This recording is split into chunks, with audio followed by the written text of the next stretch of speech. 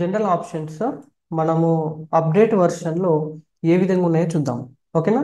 చూడండి, మనకు ఓల్డ్ వెర్షన్లో ఇక్కడ మనకు డైరెక్ట్గా ఈ యొక్క ఇన్సర్ట్లో ఉండే విజువలైజేషన్స్ ఉంటాయండి. కానీ ఇక్కడ అలా కాదు. సో కొంచెం డిఫరెంట్గా ఉంటుంది. సో ఇక్కడ మనకు హోమ్లో ఇన్సర్ట్లో ఇచ్చాడు.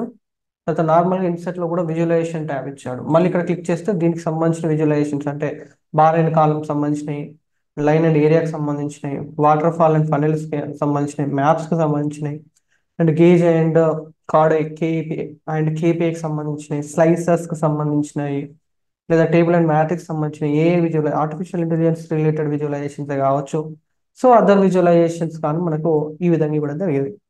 అలాగే మరి వీటిని ఎలా ఎనబుల్ చేసుకుంటారు అని అంటే ఫైల్కి వెళ్ళండి, ఆప్షన్స్ అండ్ సెట్టింగ్స్లోకి వెళ్ళండి, ఆప్షన్స్లోకి వెళ్ళండి.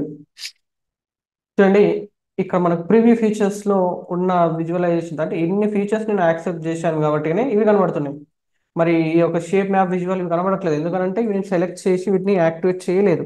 ఓకే, సో ఇప్పుడు నేను సెలెక్ట్ చేసుకొని ఓకే అని చేసేస్తే ఏమవుతుందంటే ఫీచర్స్ రిక్వైర్స్ ఏ రీస్టార్ట్ అనమాట. అంటే ఇప్పుడు మనం ఇక్కడ ఏ ఫీచర్స్ అయితే యాడ్ చేసామో, సో యాడ్ చేసిన ఫీచర్స్ అనేది మనకు యాడ్ కావాలి అని అంటే ఈ యొక్క డెస్క్టాప్ని క్లోజ్ చేసి మళ్ళీ ఓపెన్ చేస్తే సరిపోతుంది. సిస్టమ్ రీస్టార్ట్ అనేది అవసరం లేదు. చూడండి, ఇప్పుడు నేను క్లోజ్ చేస్తున్నాను. ఏవైతే ఎనబుల్ చేసామో సో ఆ ఎనబుల్ చేసిన టాపిక్స్ ఒకసారి చూద్దాం. ప్రివ్యూ ఫీచర్స్లో షేప్ మ్యాప్ విజువల్ అనేది ఎనబుల్ చేసాం కదా.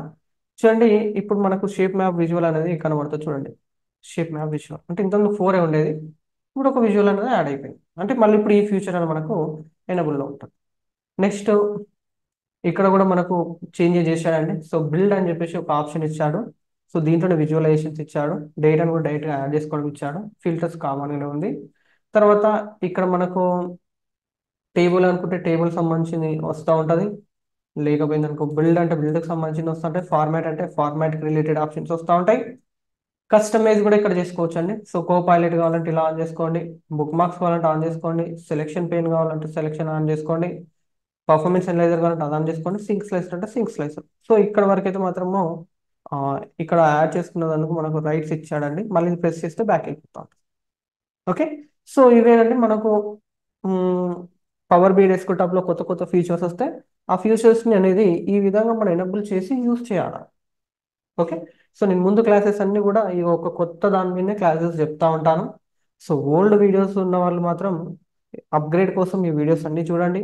మన యొక్క ఛానల్ డిస్క్రిప్షన్లో నా ఫోన్ నెంబర్ ఉంటుంది. మీకు ఏమైనా క్వశ్చన్స్ ఉన్నా కానీ నన్ను అడగచ్చు.